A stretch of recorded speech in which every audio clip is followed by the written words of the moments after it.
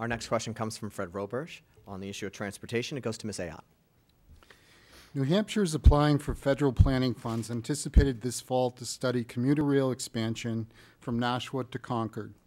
This planning money would be used to help with engineering and other work and totals $2 million for the Capital Corridor project. It would also leverage other existing grant money for this project, bringing total funds to study rail to $4 million. DOT Commissioner George Campbell strongly supports the program, along with the Manchester business community and other various grassroots organizations dedicated to this issue. Do you support it? If you do not, what are your concerns and alternate solutions for developing transportation infrastructure in New Hampshire? Well, I think that strengthening New Hampshire's transportation infrastructure is a very important part of our economy and our economic growth.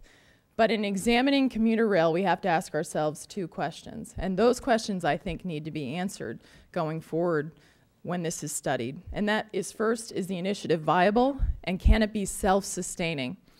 Or we do not want it to become a position where it's propped up by taxpayer dollars for decades to come. And one thing that I think is very important in terms of our transportation policy, and that is this. We have transportation bills that have been laden with earmarks and pork barrel projects instead of focusing on the transportation priorities that we have. And if we were to spend less money on everyone adding on their pet project, then we could focus more on priorities like completing 93. We could focus more on priorities like, of course, if the state decides that commuter rail is the right direction. But I also know that Commissioner Campbell has also mentioned that we may need to increase taxes to support commuter rail. And I think that that would be the wrong direction to take right now for New Hampshire, and something that should be put to the New Hampshire people before we go down the track of commuter rail and really answering that self-sustainability question. Thank you. Mr. Hodes? I think that rebuilding our infrastructure in this country and building our infrastructure, both the new highways, smart grid, broadband, and the new transportation infrastructure we need, which includes commuter rail, is an essential part of our economic recovery and our economic future. I'm a strong supporter of the commuter rail project. Met with Commissioner Campbell, met with the federal authorities, and have helped facilitate getting recovery funds to study this very, very important transportation upgrade. It will relieve congestion, it will promote economic growth, it will make it easier for people to commute, and it will enhance the life of the state in a fiscally responsible way. Now, I recently voted against a transportation bill that contained 400 earmarks and spent too much, so I agree that we've got to be fiscally responsible about it. My opponent wants to take the Recovery Act and repeal it.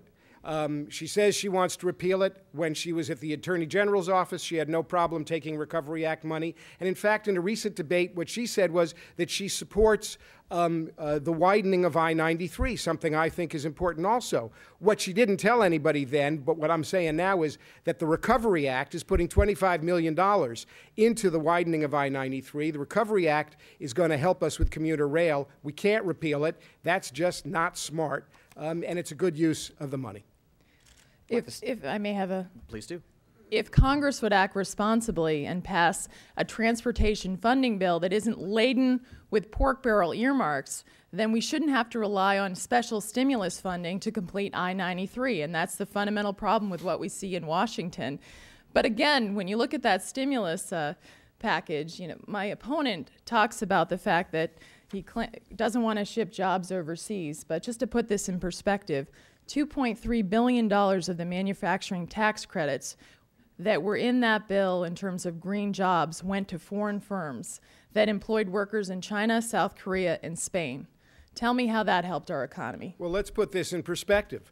What the Recovery Act did was it gave the biggest middle-class tax cut in history. Over the 2 years of the Recovery Act, 500,000 middle-class families in New Hampshire are going to see $300 million in tax cuts because of the Recovery Act. Fully 1/3 of it went to middle-class families. My opponent says repeal it. That means my opponent says raise taxes on middle-class families here in New Hampshire. She wants to raise taxes by $300 million on middle-class families who are struggling, who need that money to put it into our economy, to get along in tough times. That's not making any sense to me. You know, Congressman Hodes, when the stimulus bill was passed, the president said, and you said, that our unemployment rate wouldn't go over 8%. And now it's 9.6% nationally. We've lost over 2.6 million jobs since that was passed.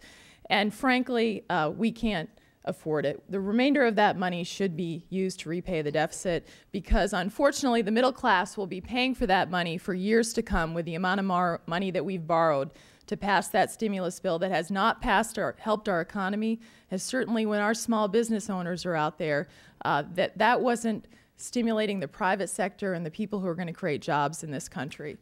There is no doubt that the amount of job loss caused by the Bush and Republican borrow, spend, and waste policies and the profligate risk-taking by Wall Street with no oversight during those years created. No doubt about it. You know, Congressman— well, let me just finish here. Thank you. There's a lot more to be done to create jobs in this country. That's absolutely clear. That's job number one. That's our main job, to support our small businesses, to support middle-class families, to make Made in America mean something again. But we're not going to get there by giving tax cuts to millionaires and billionaires and driving our deficit deeper in the hole. We've got to make sure that we're investing and moving forward on a firm foundation of clean energy and health care, and investing in our infrastructure in a fiscally responsible way, not by cutting social safety nets like Medicare and Social Security, and not by giving in to the special interests who are funding the ads that support you and are trying to smear me. 30 seconds. Congressman Hodes, first of all, if you cared so much about the middle class, every middle class person in this country right now has no idea what their tax rates are going to be, and taxes are going to increase in January. Yet you left and came home to campaign before we took action on those issues.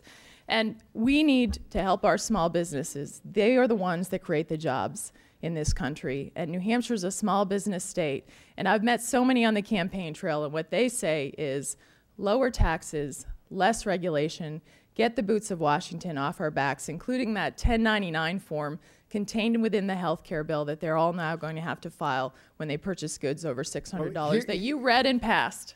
Congressman, Fred actually has a question from going back to the rail. I just have one last thing to say, which is this. Luckily, I'm going to get the chance to go and support our middle-class families and to voice my support for tax help for the middle class and small businesses. And I'm going to get the chance to end the tax breaks for millionaires and billionaires that are hurting our deficit, and end the tax breaks for companies that ship jobs overseas.